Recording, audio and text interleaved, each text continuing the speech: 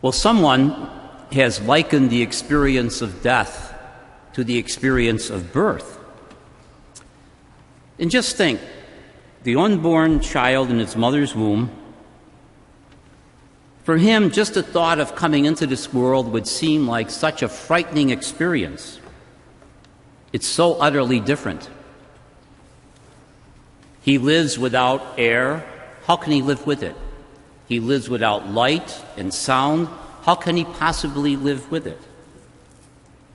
But all this time, unknown to the child, he had been developing lungs for air he had never breathed. He had been developing eyes for light he has never seen. He had been developing ears for sounds he had never heard.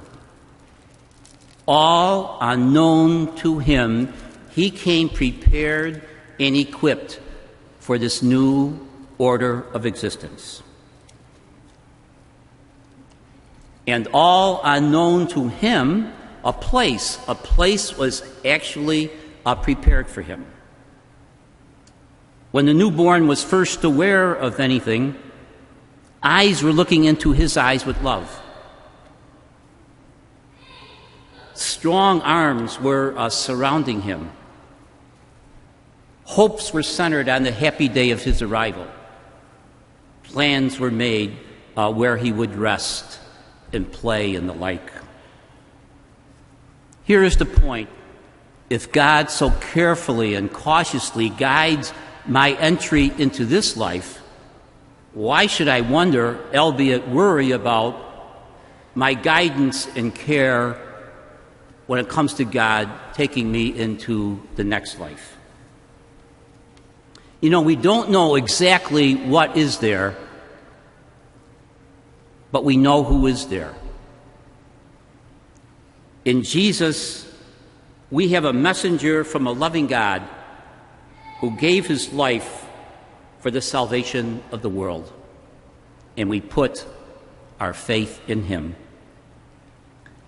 You know, traditionally, October is Respect Life Month, a time when we especially thank God for the gift of our very lives, the talents, the abilities, the gifts, the blessings that we have received. A time, too, to think about how sacred life is, how precious life is, and how the church teaches us that life has value, life has meaning from the moment of conception until natural death. You know, in today's gospel, 10 lepers had come to Jesus with a desperate longing. Regardless of their racial and national barriers, in their common misfortune, they only remembered that they were people in need. Jesus heals the 10 lepers. In a sense, he gives them like a new start, a new beginning, a new way of life, just as we had the opportunity for a new life, a new beginning with God. But only one leper, a so-called Samaritan, a foreigner outsider, came back and fell at the feet of Jesus and thanked him. You know, so often once a person has received what he wants, he never comes back to say thank you. It's almost like so many people pocket the blessing. It's almost like they take the grace as if it were special and they were entitled to it. I think the tragedy of life is that we do not even try to repay people who have done a special favor, given us special a service that has made a difference in our lives.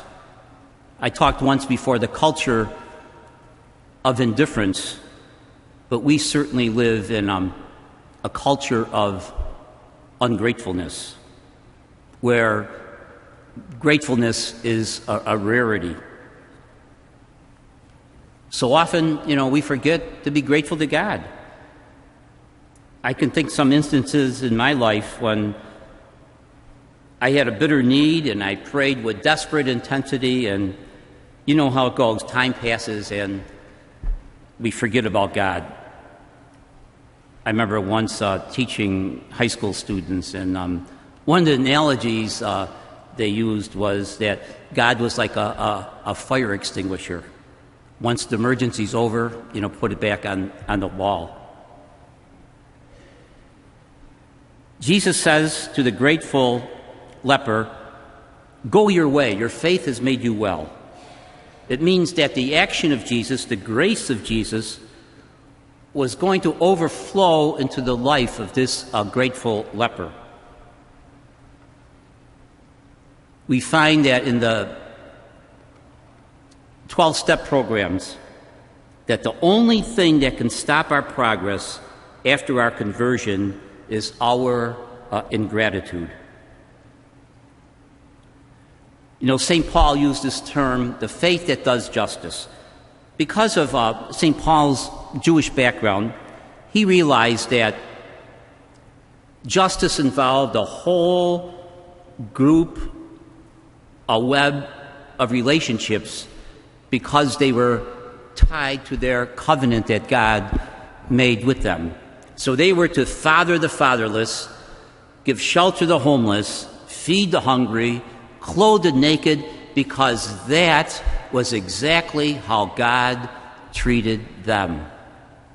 And that's why for St. Paul, faith was a grateful response to God for all that he had given them. The gift we have received has to be awakened in ourselves, constantly aware of our gratitude, and as St. Paul says, then transmitted faithfully to others.